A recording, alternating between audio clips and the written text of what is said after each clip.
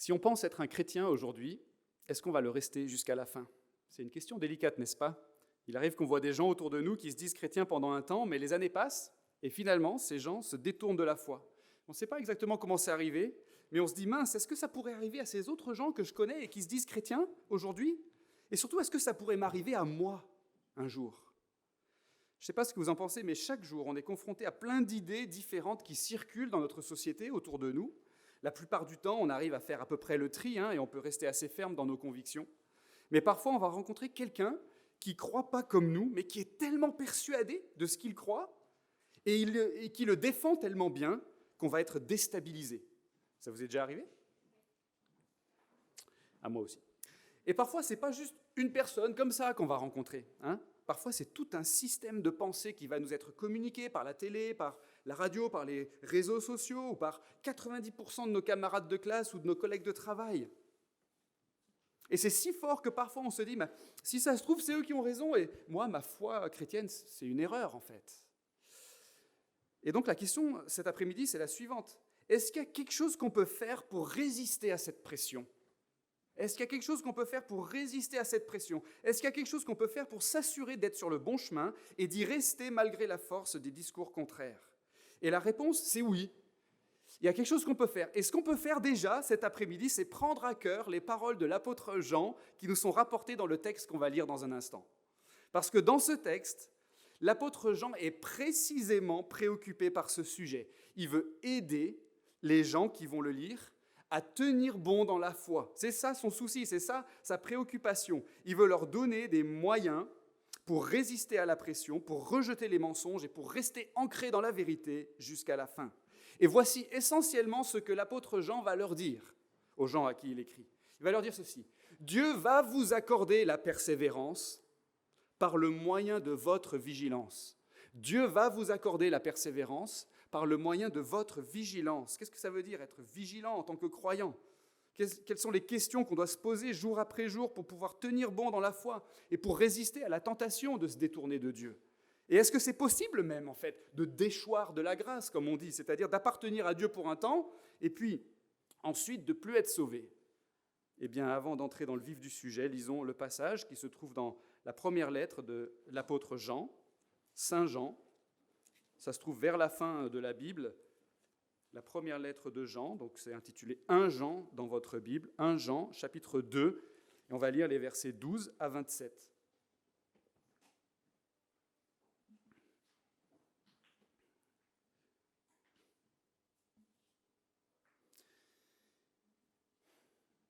Je vous écris, petits enfants, parce que vos péchés vous sont pardonnés à cause de son nom. Je vous écris, Père, parce que vous avez connu celui qui est dès le commencement. Je vous écris, jeunes gens, parce que vous avez vaincu le malin. Je vous ai écrit, jeunes enfants, parce que vous avez connu le Père. Je vous ai écrit, Père, parce que vous avez connu celui qui est dès le commencement. Je vous ai écrit, jeunes gens, parce que vous êtes forts, que la parole de Dieu demeure en vous et que vous avez vaincu le malin. N'aimez pas le monde, ni ce qui est dans le monde. Si quelqu'un aime le monde, l'amour du Père n'est pas en lui. Car tout ce qui est dans le monde, la convoitise de la chair, la convoitise des yeux et l'orgueil de la vie, ne vient pas du Père, mais vient du monde. Et le monde passe, et sa convoitise aussi. Mais celui qui fait la volonté de Dieu demeure éternellement. Jeunes enfants, c'est l'heure dernière. Comme vous avez entendu qu'un antichrist venait, voici qu'il y a maintenant plusieurs antichrists. Par là, nous reconnaissons que c'est l'heure dernière. Ils sont sortis de chez nous, mais ils n'étaient pas des nôtres, car s'ils avaient été des nôtres, ils seraient demeurés avec nous. Mais de la sorte, il est manifeste que tous ne sont pas des nôtres. Vous-même, vous avez une onction de la part de celui qui est saint, et tous vous avez la connaissance. Je vous ai écrit non parce que vous ne savez pas la vérité, mais parce que vous la savez, et parce qu'aucun mensonge ne vient de la vérité. Qui est le menteur, sinon celui qui nie que Jésus est le Christ? Celui-là est l'Antichrist, qui nie le Père et le Fils. Quiconque nie le Fils n'a pas non plus le Père. Celui qui confesse le Fils a aussi le Père. Pour vous, ce que vous avez entendu dès le commencement doit demeurer en vous. Si ce que vous avez entendu dès le commencement demeure en vous, vous demeurerez vous aussi dans le Fils et dans le Père. Et voici la promesse qu'il nous a faite, la vie éternelle. Je vous ai écrit ceci au sujet de ceux qui vous séduisent. Pour vous, L'onction que vous avez reçue de lui demeure en vous et vous n'avez pas besoin qu'on vous enseigne, mais comme son onction vous enseigne toute chose, qu'elle est véritable et qu'elle n'est pas un mensonge, demeurez en lui comme elle vous l'a enseigné. On s'arrête ici pour la lecture de la parole de Dieu. Je vous invite à prier. Seigneur notre Dieu, merci pour ce moment qu'on peut passer ensemble cet après-midi. Merci en effet pour ce lieu qui nous accueille. Et merci pour ta parole que nous pouvons lire et étudier pendant quelques minutes. Et nous prions, Seigneur, que tu bénisses ces moments, que tu rendes notre cœur docile et que nous puissions, par la puissance de ton esprit, comprendre et accueillir tout ce que tu veux nous dire. Nous te le prions au nom de Jésus. Amen. Dieu va vous accorder la persévérance par le moyen de votre vigilance. La première chose que ce texte nous fait comprendre, c'est qu'on a besoin de se rappeler en permanence les bienfaits que possèdent les vrais chrétiens. Donc je l'ai dit, l'apôtre Jean, il veut aider ses destinataires à tenir bon dans la foi, mais regardez ce qu'il va faire dans les versets 12 à 14. On a déjà vu il y a quelques semaines, si vous avez suivi les prédications ces derniers temps, on a déjà vu que Jean s'adressait aux chrétiens en les appelant des petits-enfants. Mais maintenant, il va ajouter 3 autres expressions, pères, jeunes gens et jeunes enfants. L'idée, c'est que Jean veut s'adresser à tout le monde dans la communauté des croyants, quel que soit leur âge ou leur expérience dans la foi, les deux étant bien souvent corrélés. Quand on est jeune en âge, on est aussi jeune dans la foi, et quand on est plus âgé, plus avancé dans la vie, on est plus expérimenté aussi dans la foi. Mais ce n'est pas toujours le cas, bien sûr.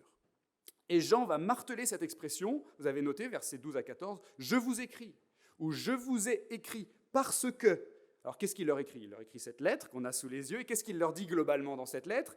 Il leur dit que si on se dit chrétien, c'est très important de s'assurer que cette profession de foi extérieure corresponde bien à une réalité intérieure.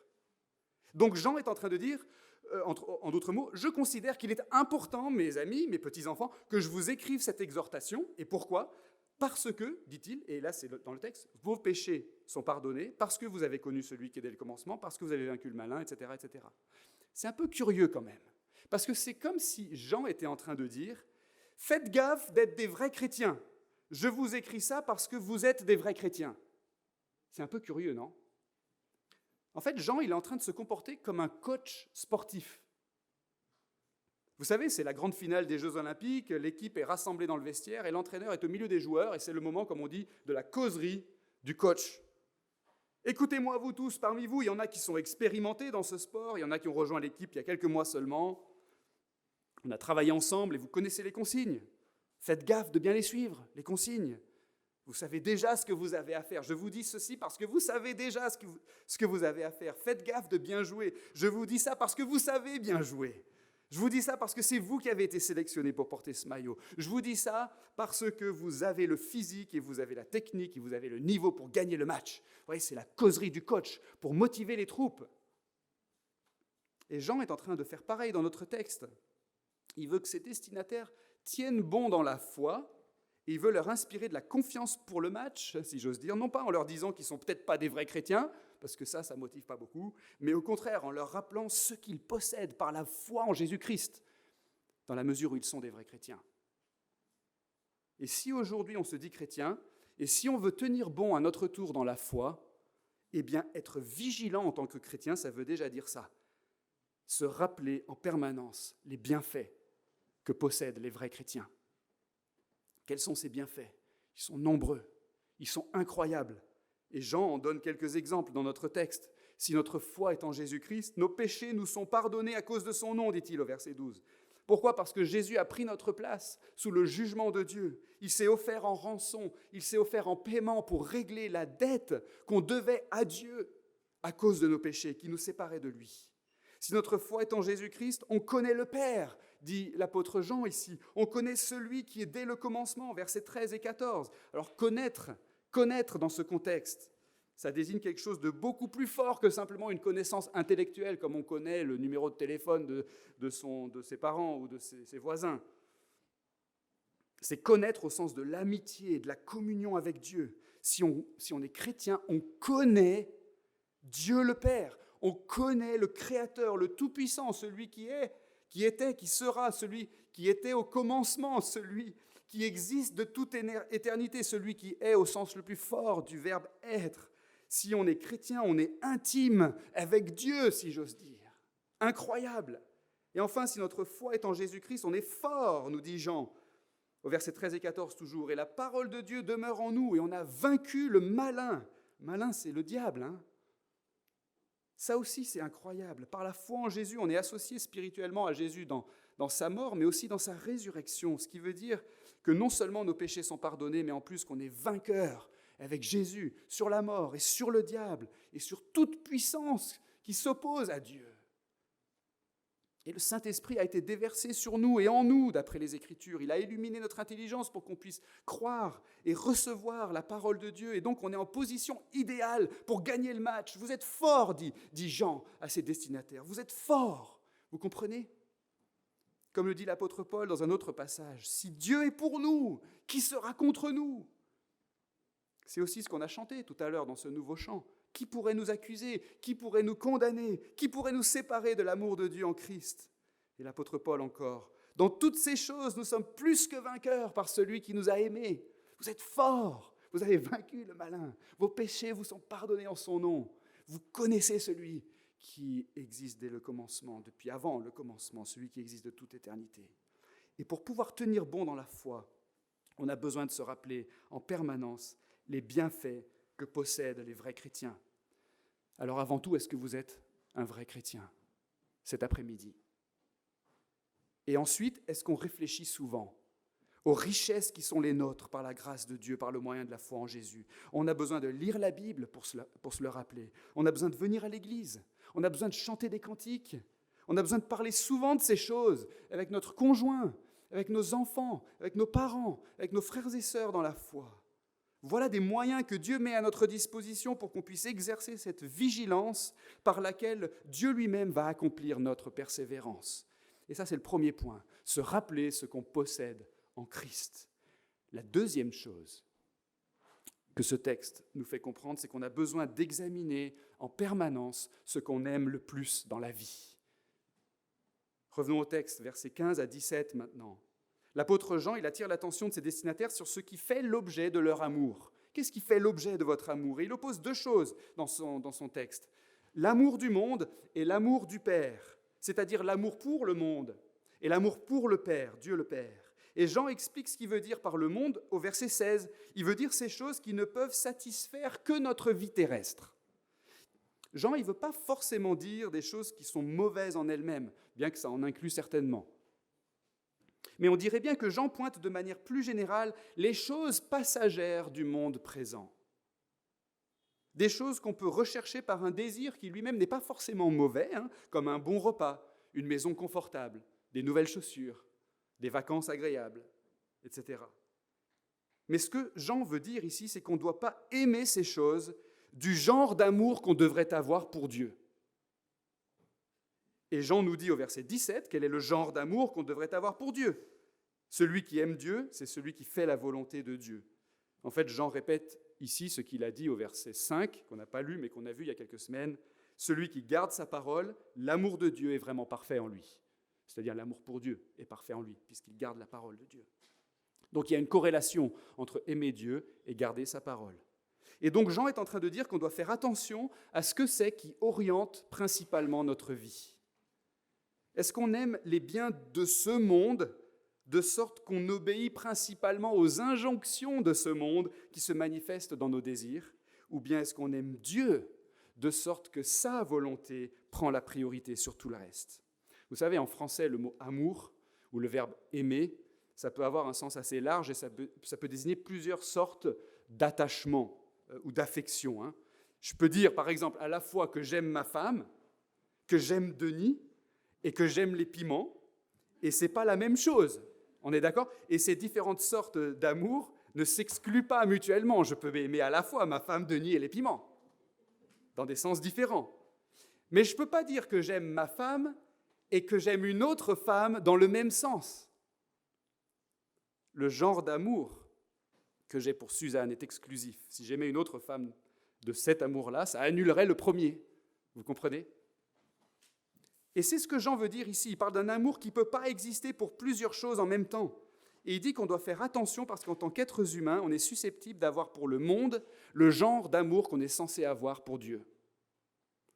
On est susceptible de fonder notre bonheur, notre joie, notre sentiment de sécurité, notre raison d'être, notre satisfaction, notre identité même sur des choses qui nous plaisent du point de vue de la chair, comme il dit, c'est-à-dire du point de vue de notre existence ici-bas, notre existence terrestre, des choses qui ne sont pas forcément mauvaises en elles-mêmes, mais qui vont passer, qui sont passagères, des choses temporaires, des choses de ce monde, des choses qui sont dans le monde, comme il le dit au verset 15, ce qui est dans le monde. Alors que notre vie devrait être fondée, au contraire, sur Dieu, n'est-ce pas? Qu'est-ce qui vaut vraiment le coup dans l'éternité? Elle est là la question. Ce n'est pas aimer le monde de sorte qu'on obéit à ses injonctions, mais c'est aimer Dieu de sorte que c'est sa volonté qui va orienter notre vie. Voilà ce qui va demeurer éternellement. Voilà la maison qui ne va pas tomber, comme dit Jésus, parce qu'elle est fondée sur le roc. Alors, il y a quelques semaines, quelqu'un a forcé le coffre de notre voiture et nous a volé des instruments de musique et des effets personnels, dont 1 kilo de fromage. C'était dur, non seulement à cause de la perte financière, mais aussi à cause de l'attachement sentimental qu'on peut avoir pour certains objets, non seulement pour le fromage, mais surtout pour les instruments de musique. En l'occurrence, on m'a volé ma basse électrique que j'avais rapportée des États-Unis il y a 17 ans et que j'ai utilisée dans des cultes, dans des concerts, dans des séances d'enregistrement en studio, dans plein de contextes différents au fil des années. Alors c'était dur de se faire voler ces choses. Mais ce genre de mésaventure, c'est aussi une grâce de Dieu qui nous oblige à réfléchir à ce qui fait vraiment l'objet de notre amour. Quand Dieu nous dépouille des choses de ce monde auxquelles on est attaché, ça fait mal. Mais ça nous rappelle aussi que si on est chrétien, il y a des choses, en revanche, qui ne pourront jamais nous être volées, qui ne pourront jamais nous être dérobées, comme le pardon de nos péchés, comme l'amour de Dieu, la vie éternelle, la communion avec le Père, le Fils et le Saint-Esprit, par exemple. Comme on le dit parfois, on n'a jamais vu un camion de déménagement suivre un corbillard. Et donc, c'est ce que Jean veut nous faire comprendre ici. On a besoin d'examiner en permanence ce que c'est qu'on aime le plus dans la vie. Et pardonnez-moi si j'ai l'air un peu moralisateur maintenant, pendant quelques secondes, mais honnêtement, qu'est-ce qu'on aime le plus faire le dimanche, par exemple, entre grasse mat, piscine, barbecue avec les copains, ou bien le culte qu'on rend au Seigneur avec les frères et sœurs dans la foi? Qu'est-ce qu'on aime le plus faire le soir de la semaine où il y a le groupe de maison? Qu'est-ce qu'on aime le plus faire de notre argent? Qu'est-ce qu'on aime le plus faire le matin en se levant quand il y a Facebook et Instagram d'un côté puis la Bible de l'autre côté? Qu'est-ce qu'on aime le plus faire à ce moment-là? Je suis le premier visé par ces questions. Mais c'est le deuxième point de ce message, pas ce matin, mais cet après-midi. Pour tenir bon dans la foi, pour persévérer face à la pression, Dieu nous appelle à constamment examiner ce qu'on aime, au fond. Ça aussi, c'est la vigilance d'un chrétien.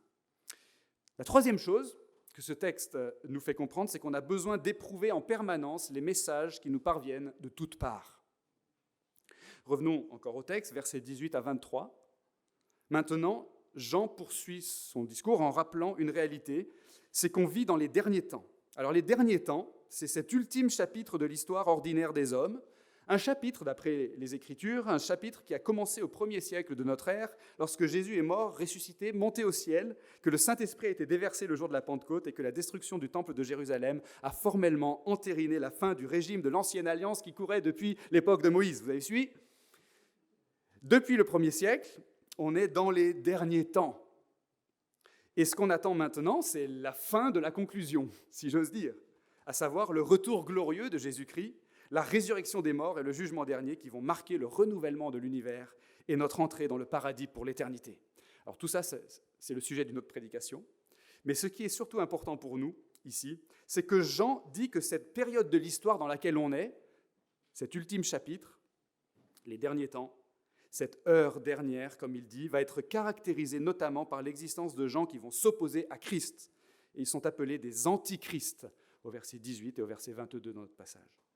Certains antichrists sont même sortis de chez nous, dit Jean au verset 19, c'est-à-dire qu'ils portaient extérieurement l'appellation de chrétiens, peut-être même de pasteurs, d'évangélistes, de théologiens, mais ils ne sont pas restés dans la communauté de la foi. Ils se sont séparés pour démarrer un truc différent avec une doctrine différente.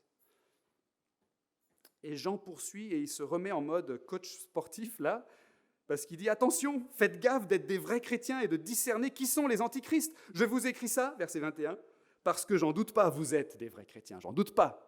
Vous avez le Saint-Esprit et vous connaissez la vérité, vous êtes capables de reconnaître les messages mensongers, vous êtes capables de gagner le match et de ne pas vous laisser séduire. » Et Jean va finalement donner une définition très précise et succincte de ce qui constitue un antichrist. Au verset 22, il dit « C'est celui qui nie que Jésus est le Christ ».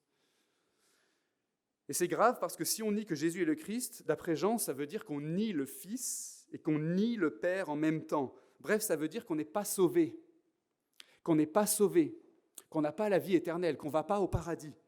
Et même qu'on empêche d'autres gens d'être sauvés si on se met à répandre cette fausse doctrine. Donc ce qu'on croit sur Jésus, vous comprenez, est absolument essentiel à la vérité de l'Évangile. Ce n'est pas juste parce que quelqu'un invoque le nom de Jésus que c'est forcément le vrai Jésus dont il parle, le vrai Christ. Vous savez, parfois, il y a tromperie sur la marchandise. Et il faut faire attention. Moi, par exemple, il y a 1 an et demi, j'ai commandé sur Internet des graines de piment. Et je cherchais une variété très précise de piment. C'est pour ça que je les ai commandés sur Internet, parce que je ne pouvais pas les trouver à Botanique ou ailleurs. 1 an et demi plus tard, parce qu'il m'a fallu du temps, mes plants de piment ont finalement poussé, et enfin, ils portent du fruit. Vous savez quoi ? Je découvre aujourd'hui que ce n'est pas la variété que j'avais commandée. Alors, ce n'est pas des cerises, ce n'est pas des tomates, c'est des piments, mais ce n'est pas la variété que j'avais commandée. Pourtant, c'était marqué sur Internet, c'était marqué sur l'emballage, le nom de la variété que je recherchais, j'étais confiant. Mais il y a eu tromperie sur la marchandise. Et de la même façon, il y a des antichrists parmi nous, dit l'apôtre Jean. Il y a des antichrists parmi nous et autour de nous. Il y a des gens qui nous parlent de Jésus, mais ce n'est pas le vrai Jésus. C'est une escroquerie. Il y a des gens qui parlent de Jésus pour dire, par exemple, qu'il n'a jamais existé. Ce sont des antichrists. Il y a des gens qui parlent de Jésus pour nous dire que c'était un grand philosophe, rien de plus. Ce sont des antichrists. Il y a des gens qui disent que Jésus est un grand prophète, mais qu'il n'est pas mort sur la croix, et qu'un autre grand prophète est venu après lui, appelé Mahomet. Ce sont des antichrists. Il y a des gens qui se désignent même comme des chrétiens, mais qui croient que Jésus n'est pas Dieu incarné, mais plutôt la première créature de Dieu. Ce sont des antichrists. Il y a des gens qui parlent de Jésus pour dire qu'il est apparu à un gars appelé Joseph Smith au XIXe siècle et qui lui a dit que la Bible n'était pas suffisante pour connaître Dieu. Donc il lui a révélé un livre meilleur. Ce sont des antichrists. Attention, ce qui est antichrétien, je veux le préciser, ce n'est pas forcément les personnes qui ont été trompées et qui croient sincèrement à ces mensonges. Ce qui est antichrétien, c'est le message. C'est le système de doctrine, c'est le faux évangile qui est enseigné. C'est ça qui est antichrétien. Ce qui est antichrétien, c'est aussi parfois une fonction religieuse, et pas forcément la personne qui occupe cette fonction. Alors je précise ça parce que notre confession de foi affirme que le pape de Rome est un antichrist. Ça ne désigne pas François, ou Benoît, ou Jean-Paul. Ça désigne la fonction religieuse qui porte l'appellation de chrétienne, alors que cette fonction, d'après notre compréhension des Écritures, cette fonction, par son existence et sa définition, nie que Jésus est le seul médiateur entre Dieu et les hommes. Cette fonction nie que Jésus est le seul chef de l'Église. Et ça représente un système qui nie que l'œuvre de Jésus, par sa mort et sa résurrection, est entièrement suffisante pour octroyer le salut par grâce, par le moyen de la foi à celui qui croit. Et tout ça, en fait, d'après notre compréhension des Écritures et d'après la compréhension de nos pères protestants dans la foi, tout ça, en fait, ça consiste à nier que Jésus est le Christ, le Messie. Alors, je ne veux pas du tout ici blesser mes amis catholiques romains. J'en ai beaucoup pour qui j'ai beaucoup d'affection, beaucoup d'estime, beaucoup d'amitié.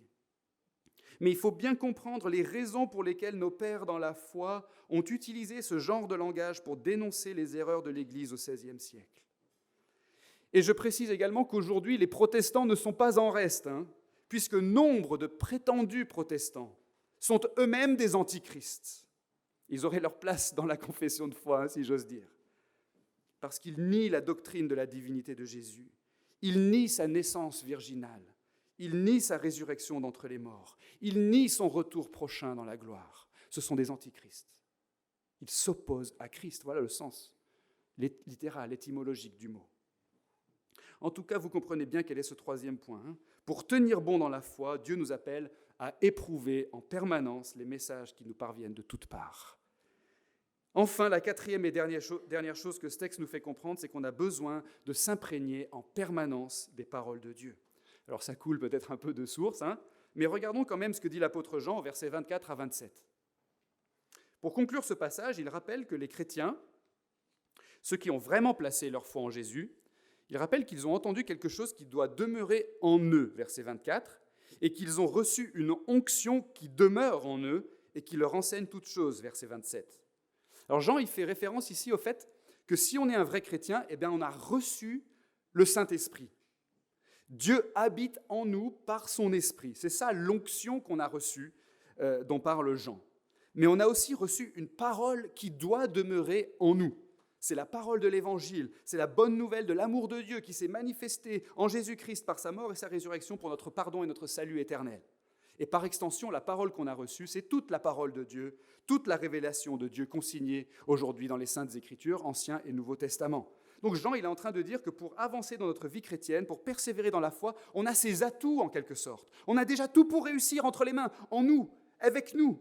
L'Esprit et la parole qui se rencontrent en nous et qui vont produire une sorte de réaction chimique, ou plutôt spirituelle, une réaction qui va nous éclairer, nous instruire, nous guider, nous faire grandir, nous permettre de discerner les messages mensongers, nous fortifier pour résister à la pression extérieure. Et c'est ça qui va produire en nous la persévérance jusque dans la vie éternelle. C'est ce qu'il précise. Voici la promesse qu'il nous a faite, la vie éternelle, au verset 25. Alors c'est un peu comme quand on veut faire pousser des piments. Oui, un jour j'aurai épuisé toutes les illustrations possibles tirées de mes efforts pour faire pousser des piments, mais ce jour n'est pas encore venu. C'est un peu comme quand on veut faire pousser des piments. Si vous avez les bonnes graines pour la semence, si vous avez la bonne terre, vous allez faire germer des petites pousses qui auront la bonne sève à l'intérieur. Tout est là pour réussir. Mais vous allez quand même avoir besoin d'eau et de lumière pour que les plants grandissent et portent du fruit.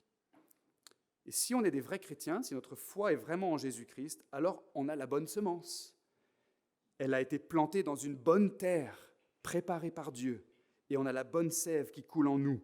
Mais pour nous épanouir dans la foi et pour porter du fruit, on a besoin de l'eau et de la lumière que nous apporte la parole de Dieu. Et c'est marrant parce que, encore une fois, Jean va dire à ses destinataires, « Je vous rappelle ces choses, mais je n'ai pas besoin de vous les rappeler parce que vous les savez déjà. » Vous avez vu ce qu'il dit au verset 27. « Je veux que vous sachiez l'importance de vous imprégner en permanence de la parole de Dieu, mais je n'ai pas besoin de vous le dire parce que le Saint-Esprit est déjà en vous, et il est déjà en train d'œuvrer pour vous éclairer. Mais je vous le dis quand même. » Vous voyez ce qu'il fait l'apôtre Jean ici, le coach. Et en fait, ce paradoxe, vous n'avez pas besoin de l'entendre, mais je vous le dis quand même, ce paradoxe nous renvoie à une grande vérité qui concerne notre persévérance dans la foi. Alors écoutez bien, c'est très important. Écoutez bien, si on est un vrai chrétien, si notre foi est vraiment en Jésus, ça veut dire qu'on a reçu le Saint-Esprit, je l'ai dit, et que Dieu nous a scellés pour le jour de la rédemption. C'est une expression dans le Nouveau Testament. Rien ne peut nous arracher de la main de Dieu. Dieu va nous garder. On va persévérer parce que Dieu nous a choisis. Il a conclu une nouvelle alliance avec nous par Jésus-Christ, une alliance où il a écrit sa loi sur notre cœur. Une alliance où celui-ci n'enseignera plus son prochain ni celui-là son frère en disant « Connaissez l'Éternel, car tous me connaîtront depuis le plus petit d'entre eux jusqu'au plus grand oracle de l'Éternel. » Ça, c'est une citation du prophète Jérémie, mais vous avez peut-être noté les échos de cette prophétie dans le texte que nous rapporte l'apôtre Jean ici. En tout cas, par la foi en Jésus, on a une relation avec Dieu qui est donc entière et sécurisée. Dieu a décrété notre salut. Il a décrété notre persévérance jusque dans la vie éternelle. Mais écoutez bien, parce que ce n'est pas tout. Il a aussi décrété les moyens de notre persévérance.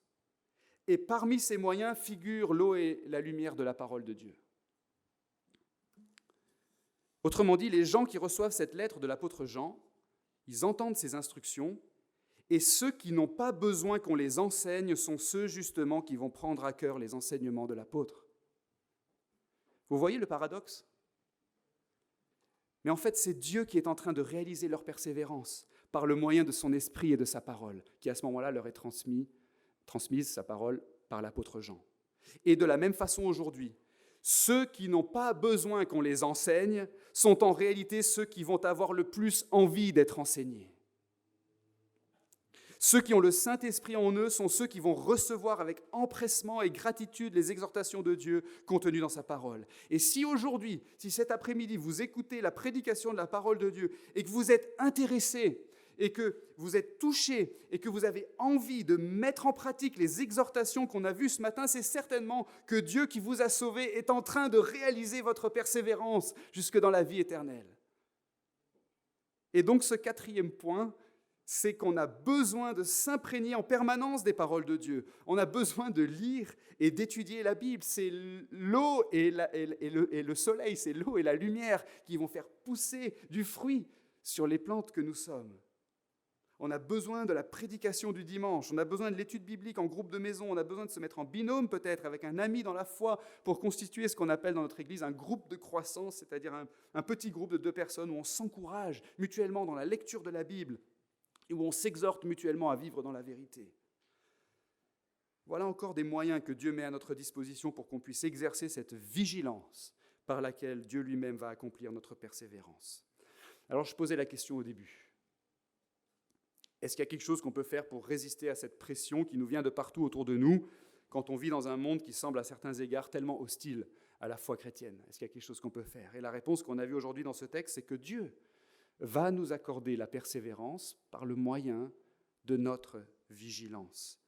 Si on est des enfants de Dieu, on va être vigilants. On va être vigilants. On va se rappeler ce qu'on possède en Christ. On va examiner ce qu'on aime au fond. On va éprouver ce qu'on entend chaque jour. Et on va s'imprégner de ce qu'on a reçu de Dieu. Oui, il y a des gens qui semblent être des chrétiens pendant un temps et qui finissent par s'éloigner de Dieu. C'est vrai, ça existe. Joshua Harris a grandi dans une famille chrétienne aux États-Unis. Il a fait toute sa scolarité à la maison, avec des parents chrétiens. Il a été baptisé, il a professé la foi. À 18 ans, il a écrit un livre intitulé « J'ai tourné le dos au flirt », où il exhorte les jeunes adultes à la pureté dans leurs relations sentimentales, un livre qui a été vendu à plus d'1 million d'exemplaires. Il a écrit plusieurs autres livres. Il devient pasteur d'une très grande église où il va prêcher pendant 11 ans. Puis en l'espace de 4 ans, il va quitter son ministère, rétracter ses livres, se séparer de sa femme et annoncer publiquement qu'il ne se considère plus comme un chrétien.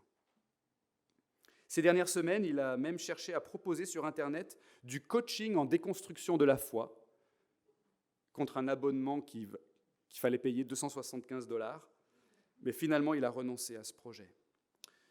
Alors oui, ces histoires, ça arrive. On ne doit pas se moquer, on ne doit pas accuser, on ne doit pas accabler, on ne doit pas condamner ces gens comme si ça pouvait jamais nous arriver. On doit plutôt pleurer et prier. Mais on ne doit pas non plus vivre dans la peur constante que ça puisse nous arriver. Non, ces histoires ne sont pas là pour nous maintenir dans la peur, mais plutôt pour aiguiser notre vigilance et nous maintenir peut-être dans la vigilance, ce qui n'est pas la même chose que la peur. Jésus a dit à ses disciples, « Veillez et priez, afin que vous ne tombiez pas dans la tentation. » On ne doit pas être présomptueux, vous voyez, en se disant « Ah, mais tout va bien, je suis calviniste, alors je suis chrétien, donc je suis élu, et rien ne peut me faire déchoir de la grâce et perdre mon salut. Je suis tranquille, je peux faire ce que je veux. » Non, parce que si on avait cette attitude, ce serait précisément un indice qu'on n'est pas élu en réalité. Ce que Dieu veut au contraire, c'est qu'on soit vigilant. On a besoin de marcher humblement avec notre Dieu. On a besoin de veiller et de prier. On a besoin de faire tout ce qu'on a vu aujourd'hui. Et par ces moyens que Dieu a décrétés, il va nous maintenir dans la foi et nous faire persévérer jusqu'au bout. Je finis avec une autre histoire, celle de Billy Graham. Billy Graham, c'était un grand évangéliste américain qui, selon toute vraisemblance, a amené plusieurs millions de personnes à décider de suivre Jésus-Christ personnellement. Et il est mort il n'y a pas très longtemps, en 2018. Ce qu'on ne sait peut-être pas sur Billy Graham, c'est qu'à un moment donné de sa vie, il a traversé une période de doute très fort au niveau de sa foi, surtout à cause de la pression du monde académique qui était de plus en plus rationaliste au milieu du XXe siècle. Et il était même plus sûr, Billy Graham, que la Bible était vraiment fiable. Il songeait à quitter son ministère et à faire autre chose. Et dans son autobiographie, il raconte que finalement, en luttant intérieurement avec ses doutes qui le tiraillaient, qui le faisaient souffrir, en luttant avec cette tentation de tourner le dos à l'appel que Dieu lui avait adressé, finalement, un jour, il est allé dans une forêt. Il a posé sa Bible sur une souche d'arbre et devant lui et il a crié à Dieu. « Seigneur, il y a plein de choses dans ce livre que je ne comprends pas. Il y a beaucoup de problèmes que je n'arrive pas à résoudre. Il y a beaucoup de choses qui me semblent contradictoires. Il y a des choses qui ne semblent pas pouvoir s'harmoniser avec les connaissances scientifiques. On me pose des questions philosophiques et psychologiques auxquelles je n'arrive pas à répondre. » Et Billy Graham s'est mis à genoux et il a pleuré et il a prié. « Père, je vais accepter que ce livre, c'est ta parole et je vais le faire par la foi.